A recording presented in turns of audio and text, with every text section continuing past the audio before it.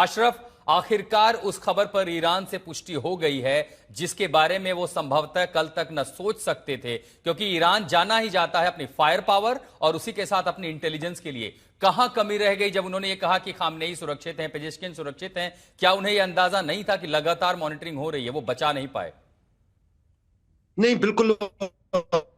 जिस अंदाज से पीछे पड़ा था न सिर्फ इजराइल बल्कि साथ ही साथ अमेरिका भी उसके साथ खamenei को। और कल आप अगर डोनाल्ड ट्रंप के उस भाषण को सुनेंगे तो उन्होंने कई बार जो है सुप्रीम लीडर का जिक्र किया, उनको एवल फोर्स का, और उन्होंने ये भी कहा कि हर बार जो है वो कहीं ना कहीं जो सुप्रीम लीडर थे आयतुल्लाह अली खamenei, वो बार बार death to America, death to Israel, death to America, ये उनके मुंह पे जो बीसों घंटे रहता था।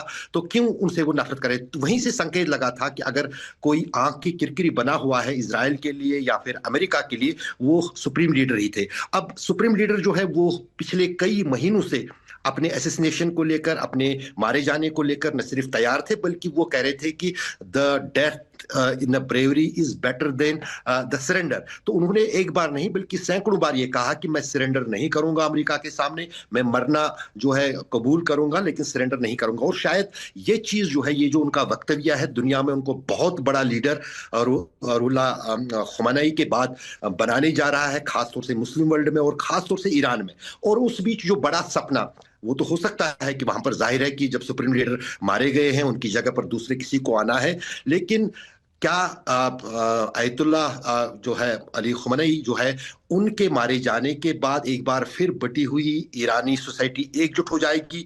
क्या ये दुनिया भर के मुस्लिम देशों को, खासतौर से शिया मुसलमानों को एक मंच पर लाएगी? और क्या दोबारा जो है इजराइल और अमेरिका के खिलाफ जो पिछले 5 दशकों से एक विरोध चल रहा है, उस विरोध में तेजी आएगी? ये कुछ ऐसे सवाल हैं जिनके जवाब मिलने में अभी कुछ समय लगेगा।